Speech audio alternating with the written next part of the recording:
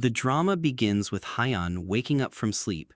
Her face reflects deep depression and loneliness. As she looks out the window, she notices something strange. Every person walking by has red lines above their heads. At that moment, we hear her inner voice. She says, "I've seen these red threads since I was little. I thought they were just my imagination.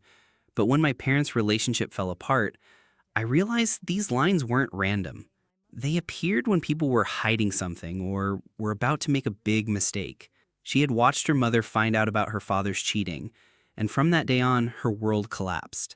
Hyan became mentally unstable and attempted suicide multiple times. But for some reason, she kept surviving. After years of therapy, she now lives alone, afraid to connect with anyone. Even when her neighbor kindly brings her food, she hesitates to accept it because the woman has several red threads above her head. That means she's hiding multiple secrets. Meanwhile, a mysterious murder shocks the city. A woman is found dead after receiving food from someone. Detective Han, a quiet but sharp investigator, is assigned to the case. The main suspect is a mentally ill food delivery man who often brings meals to women. When Hyan sees the news, she notices something odd. The woman who was killed had only one red thread above her head. That's not normal. And later, Hyan hears a knock on her neighbor's door. She peeks through the hole and sees the same man from the news. Terrified, she calls the police, but before saying anything, she panics and ends the call. Soon, Han arrives at her building. When Hyan opens the door and sees multiple red threads above Han's head, she slams it shut. She doesn't want anything to do with people who carry too many secrets. On the other side of the story, we meet Sion, a high school student. She's the niece of Detective Han and is being brutally bullied at school. The other girls target her because of her uncle's position and because she doesn't talk much. They steal her clothes, beat her, and even drag her to the rooftop, threatening to kill her. But Sion stays silent through it all. Back to Han. He's still working on the murder case. But one day, something terrible happens. A mysterious man wearing a helmet attacks him, ties him up, and whispers into a mirror, "Now we're one." Then the man heads to Hyan's neighbor's apartment. That night, Hyan feels overwhelmed. She sees disturbing visions, including her mother's reflection on the window. She collapses and has to be hospitalized.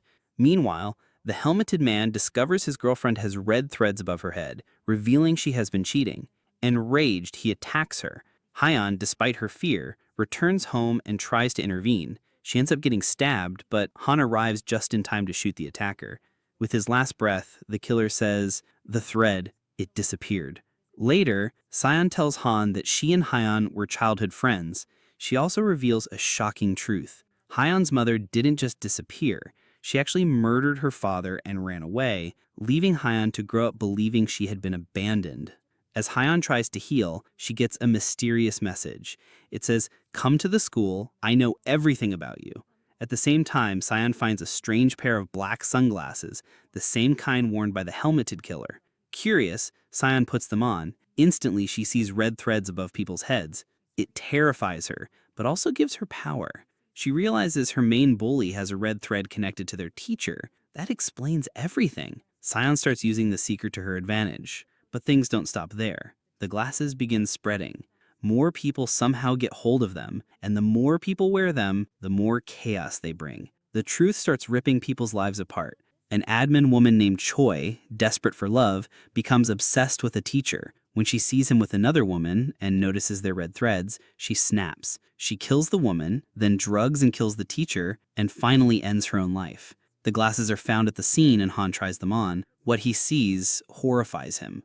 Now Han sees red threads on everyone, friends, family, strangers. Even he has some. He remembers a boy he once abandoned who later took his own life. The guilt eats him alive. Meanwhile, Sion's death is reported as suicide, but Han refuses to believe it. He starts digging deeper and discovers Sion had been recording everything. Her pain, her bullies, and her final thoughts. More stories begin to unravel.